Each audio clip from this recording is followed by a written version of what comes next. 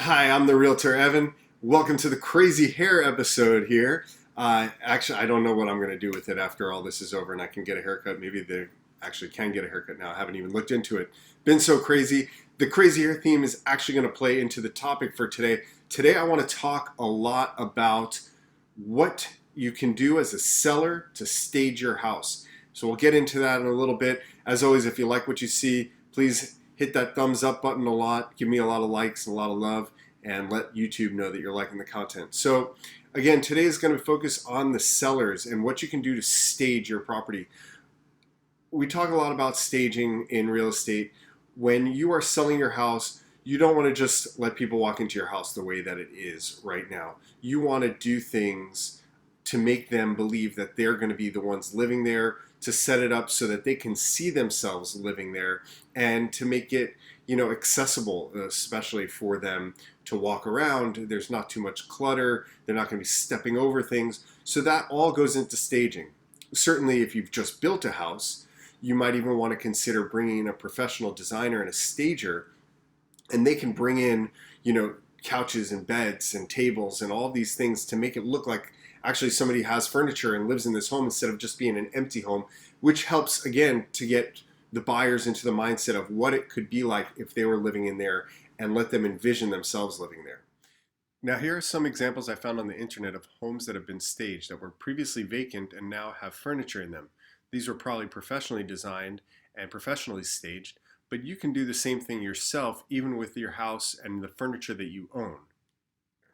The biggest thing, the number one most important thing that you have to remember as a seller is that it is no longer about you and what you think is going to be best for this house. Now it's about the buyer. So that's where the crazy hair theme comes into, right? Because I mean, I don't know. I'm kind of growing onto this, but I started growing my hair out because my girlfriend liked it. She's the one that has to look at me all the time, so I might as well grow it to the way that she wants it to be looking like, right?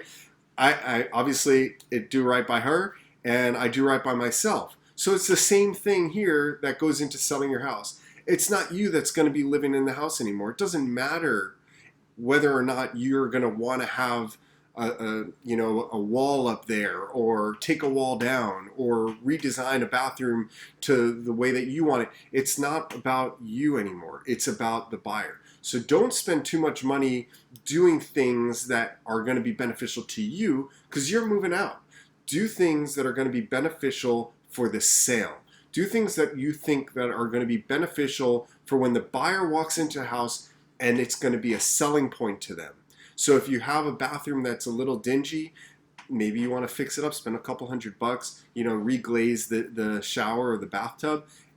That looks like sparkling new to a buyer that's walking in there, instead of them thinking, oh, they're going to have to redo the bathroom and it's going to cost them a lot of money, so we have to take it off of the purchase price and negotiate it down. Don't spend time doing little things or big things even, and spend a lot of money when you can focus your efforts, focus your money on the things that are really going to sell it to that client, really going to sell it to that buyer. So make sure you talk to your agent a lot about that. I'm going to keep this one short because that's really the most important thing that you can do with staging. You can hire a stager, you can hire a designer. Make sure you declutter. Get rid of all the personal stuff that you have around the office, around the house, in your office, whatever it may be.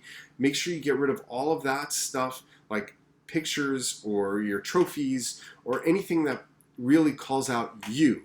If you have something that's generic that, talks to anybody, and they can say, oh yeah, I can see myself, hanging something over there on the mantle, or I can see myself putting up, the bed over there in that particular location.